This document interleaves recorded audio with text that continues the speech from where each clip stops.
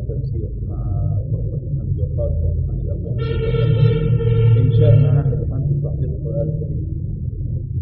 فبدأنا بحلقة واحدة في مدينة بزاعة في مسجد أويس القرآني، والآن في الجامع الكبير والجامع الصغير، وانتشر هذا الجهد وتم تنشيط هذا العمل حتى بدأنا العمل أيضا في قباسي وفي 5 قرى تابعة في الريف الشرقي تابعة للمجلس المحلي مدينة بزاعة.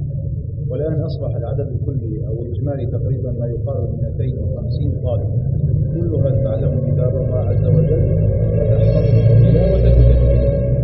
فنسأل الله عز وجل أن يتمم علينا هذا المشروع حتى يغطي الريف الشرقي بشكل كامل، وحتى تكون له الأولوية في هذه المدينة وباقي المدن بإذن الله عز وجل.